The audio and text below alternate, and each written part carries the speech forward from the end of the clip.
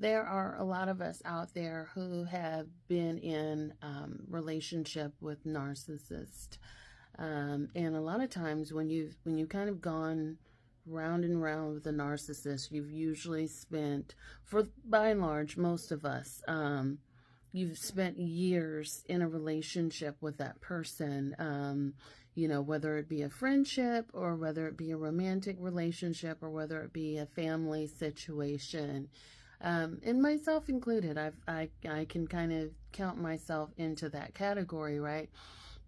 And one of the things that's always been so interesting to me, at the end of that relationship or when things have run its course, you're always kind of left with like, well, damn, I'm operating at a deficit now, or I've wasted my time, or I've given a heck of a lot more in this relationship than they have. And they kind of get to skip off the road down the road scot free, right? So they literally have no collateral damage as a result of this relationship, where you may feel like, well, damn, I took all the hits. And so and a lot of times we start to go down this path where we spiral and we start to get angry with ourselves, because that's all we're pretty much left with is ourselves. Like, well, I was stupid, and I spent so much time and I wasted time,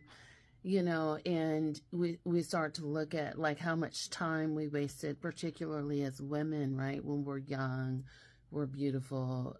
You may have spent, your 20s or your 30s or your years where you could have produced children, so now, basically the clock is ticking, or time has ran out for some of the things that you wanted to do or you held out hope for essentially the wrong person. And so it's like, oh my gosh,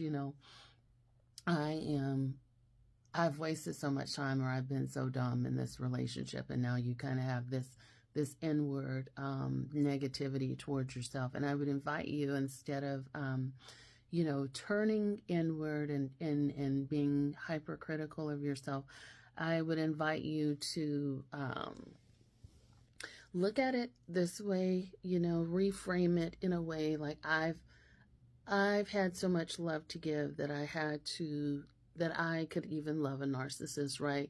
And so trying to reframe it in a way that's positive. This is something that I do with my clients, but also look at it a way like this. One of the things that I invite them to do is that, be mindful of how much you're giving, right? Because at the end of the day, when we're kind of given this false promise or these false hopes, we're kind of hoping that that person will pour back into us the way that we poured into them, and they are not you, just like you are not them. So people don't necessarily have the same values, even if their lips are moving and they're telling you that they have the same values. If their actions are showing differently, just be mindful of that. And so be mindful of the lessons that each relationship with toxic people has taught you, is that you have to take better care of yourself, and you have to make sure, right, by what a person does, not by what they say,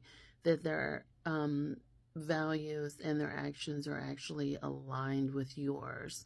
Don't overpour or overwater the garden in certain areas unless it bears fruit and gives back to you.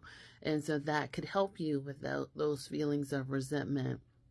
And it also may teach you that, prior to loving someone else, or I should say, maybe in addition to loving someone else, make sure you always love yourself more.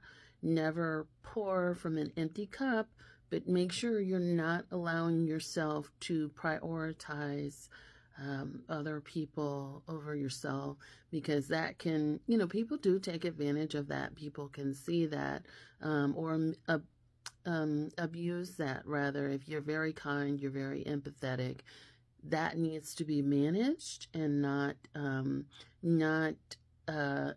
make sure that that's not a gift that's exploited. And also make sure that the people that you're being very kind and empathetic to, that they also treasure that gift and also are able to reciprocate that.